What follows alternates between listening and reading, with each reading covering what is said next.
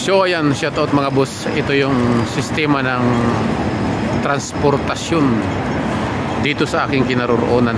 So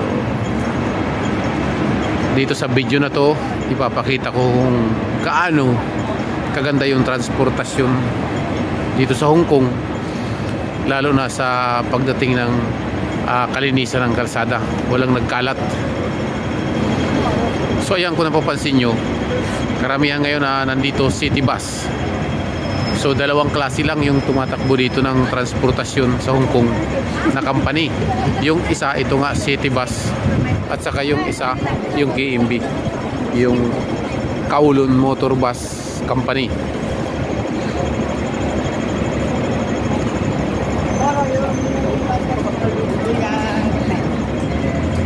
So dito kung napapansin nyo, yung kalsada ng bus at saka kalsada ng itong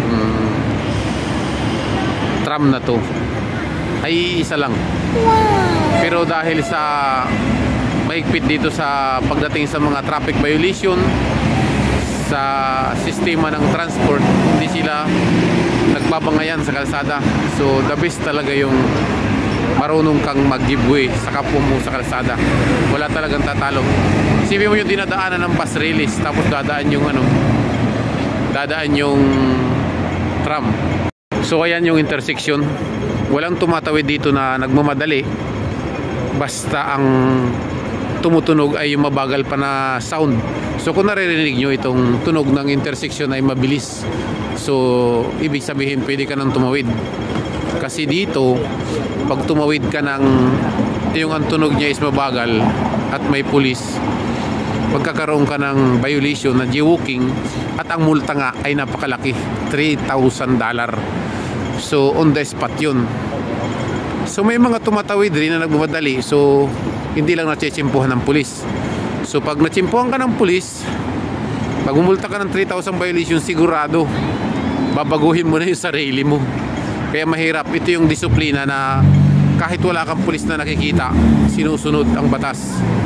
Parehas kung tawagin. Walang abusado. Pag hinuli ka, walang katwiran, walang agreement na ganito lang, sandali lang ako, or ano pa man na katwiran mo.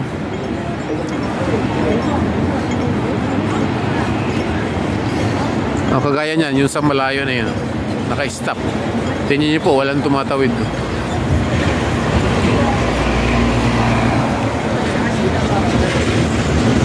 Ayan, may ilan nila na KMB na tumatakbo, yung kulay pula. Yung mga pula na bus na yan na KMB, yan yung mga bagong bus ng KMB.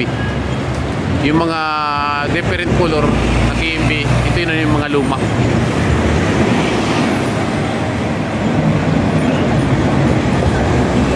So ayan, puro city bus.